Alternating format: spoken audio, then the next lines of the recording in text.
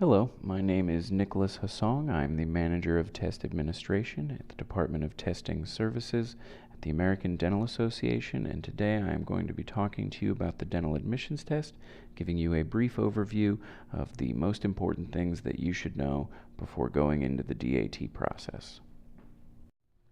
First, a brief history of the dental admissions test. It started being administered in the mid-1940s because at that time approximately 25% of all students admitted to dental school did not graduate, and the dental schools wanted a test that could be administered before admissions to try to determine whether or not a student would be able to handle dental school.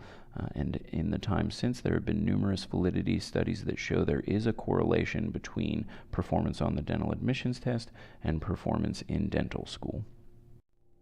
The first stop for anyone interested in taking the dental admissions test is to register for their DENT PIN, which can be done on ADEA.org/DENTPIN. DENT PIN is short for Dental Personal Identification Number. It is an 8-digit personal identifier that we use so that we don't have to collect more personal information such as a social security number. You will use it throughout your dental career. It will follow you through the national boards as well as once you are practicing.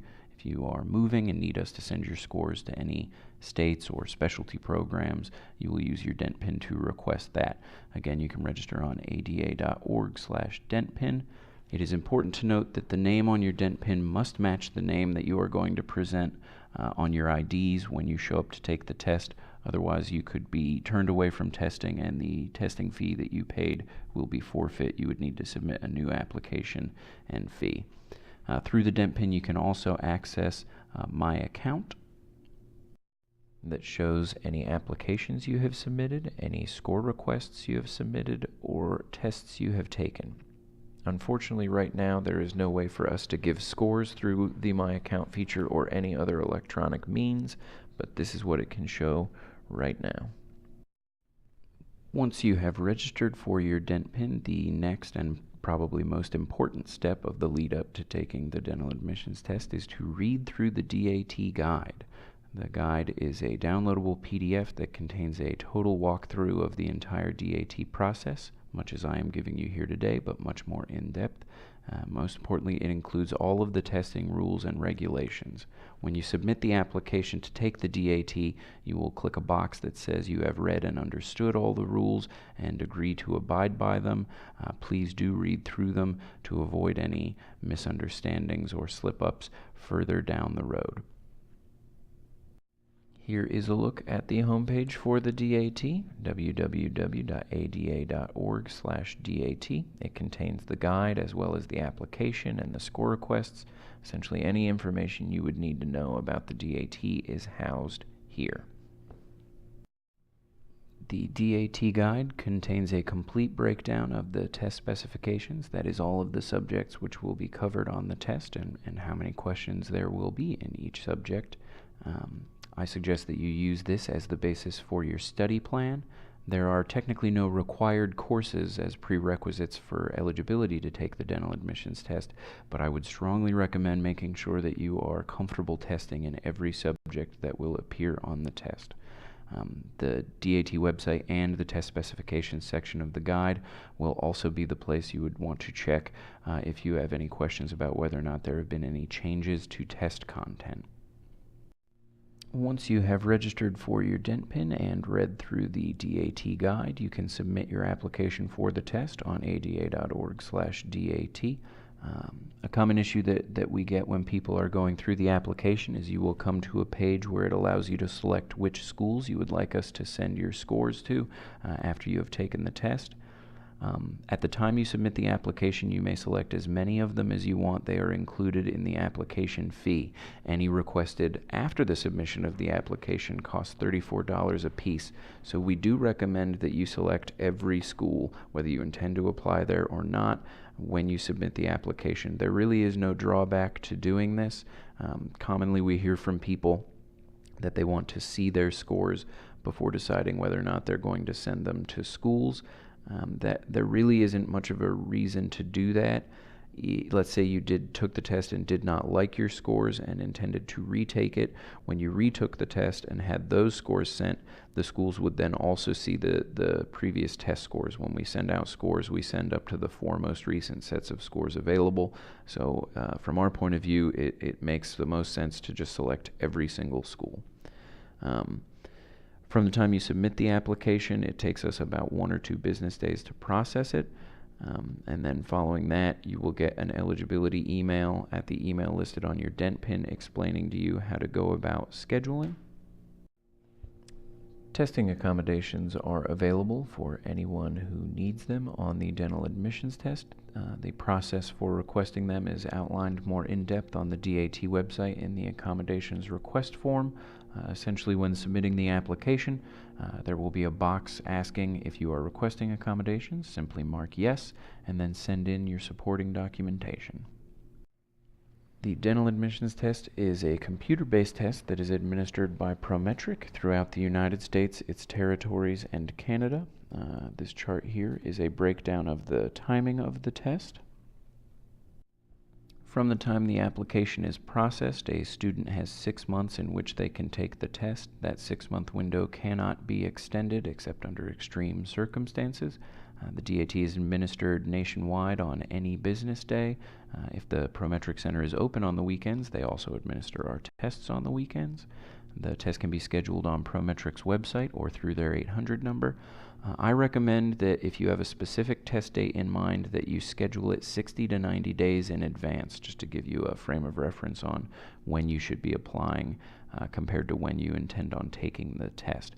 Technically speaking, if there were space available at the test centers, you could test 2 days after you schedule. But if you have a specific date in mind, I would recommend scheduling far in advance of that just to make sure that you get the date you want. Candidates may reschedule their appointment as many times as they'd like within their 6-month window of eligibility. Be aware that there is a fee for rescheduling the test, and that, as outlined in the chart, the fee goes up the closer to the test date you are when you attempt to reschedule. We do allow rescheduling up to the business day before the test. So if you have a test on a Monday, you have to reschedule it by the Friday preceding that. Through our contractual agreement with Prometric, we have to pay them for any appointments even if the candidate did not show up and take the test. So if you have an appointment scheduled and do not show up, the testing fee you paid is forfeit and you will need to submit a new application if you wish to take the test. A common question that we get is how to best prepare for the dental admissions test. Unfortunately, I cannot give you any hints or tricks. There is no silver bullet to getting a good score. All I can suggest is that you study. Again, using the test specifications to figure out which areas you need to concentrate in, which areas you may be weaker in, and then going over the course texts in which you learned those subjects. We do offer a web-based practice test as well as a paper practice test that we will mail. Be aware that those are the same test. So if you pay for the web-based practice test and then pay for the paper practice test expecting a different version of the DAT, you will be disappointed. There are also sample test items, one of which is at the bottom of the slide, that are available for free to download on the DAT website. I would also note that the American Dental Association does not endorse any study guides or DAT review courses. This is not to say that they will not be helpful, merely that they did not get any of the information that they give directly from us, so we cannot guarantee whether it is true or helpful, so we do not endorse them directly. Here on the testing checklist are 4 problems I encounter most frequently with people taking the DAT.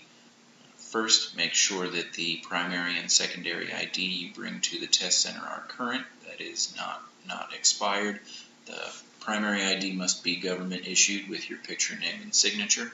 The secondary ID does not need to be government issued, but does need to have your name and signature on it. Second, make sure the name on those IDs match the name that is on your dent pin, as that is the name that was sent to the test center. If the names do not match exactly, you could be barred from testing, at which point you would have to submit a new application and testing fee. And obviously you want to avoid that. We want you to avoid that. Third, while you are taking the test, there is a scheduled break, as you saw on the testing schedule. During that scheduled break, you are allowed to access your locker and anything in it. If you are on an unscheduled break, say during the test you need to get up and go to the bathroom, or whatever the case may be, if it is not the scheduled break, if you are on an unscheduled break, you cannot go to your locker.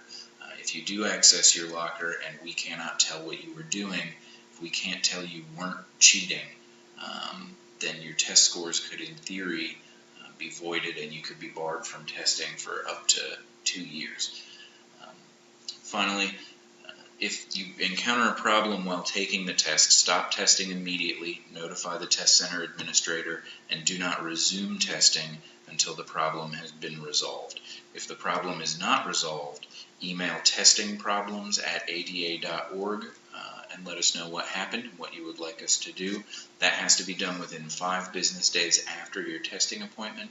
If you do not notify us within 5 business days after the appointment, we will not take action on anything that occurred during the test. You will receive an unofficial copy of your scores at the test center once you have completed the test. Generally, those scores are your scores. We just audit to make sure that they are correct. The auditing process takes us 2 to 3 weeks, so it can take 3 to 4 weeks for the scores to be electronically reported to the schools and the application services. It is very rare that the scores would change during the audit process. If they did, we would make sure that you were mailed a corrected copy, and we would make sure that you had received it.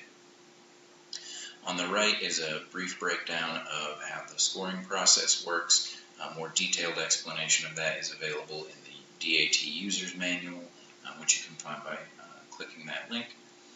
There are no passing or failing scores for the DAT, as it is an admissions test. It is designed to measure aptitude. We consider an 18 to be an average score, so obviously anything above an 18 is above average, anything below 18 is below average. I would say, generally speaking, the higher you go above 18, the better your chances are of getting into dental school. The further below 18 you dip, the worse your chances are of getting into dental school based on those scores. If you are required to retake the test, or if your scores are not satisfactory and you wish to retake the test, you must wait 90 days between DAT attempts. After 3 or more testing attempts, candidates have to apply for permission, and they have to prove they are actively applying to dental schools. Listed here are some examples of what we will accept as evidence of that. After 4 or more testing attempts, candidates must wait 12 months between each testing attempt. A question I am asked fairly frequently from students taking the DAT is whether it looks bad to the dental schools if they take the DAT more than once. I could not say how the schools are going to interpret that on a case-by-case basis. I would suggest checking with the dental schools individually to determine that. But based on the information I pulled out of our records, it looks like in 2014 and 2015, about 1 in 5 people who took the Part 1 had taken the DAT more than once. So obviously there are dental students who did take the DAT multiple times and still managed to get into dental school. So I can certainly tell you that taking the DAT multiple times will not disqualify you from getting into dental school. Finally, here are some resources, much of which I talked about previously, and where you can find them. For the most part, anything regarding the test itself will be on adea.org/DAT. Anything regarding scheduling or anything to do with the Prometric test centers, please check Prometric's website or give them a call. Thank you for joining me. I hope you have found this presentation to be helpful and that you are feeling more comfortable and confident as you go into taking the DAT. If this presentation raised any questions, feel free to call us at our 800 number or email the general DAT inbox. If you have any questions for me specifically, my email address is listed there.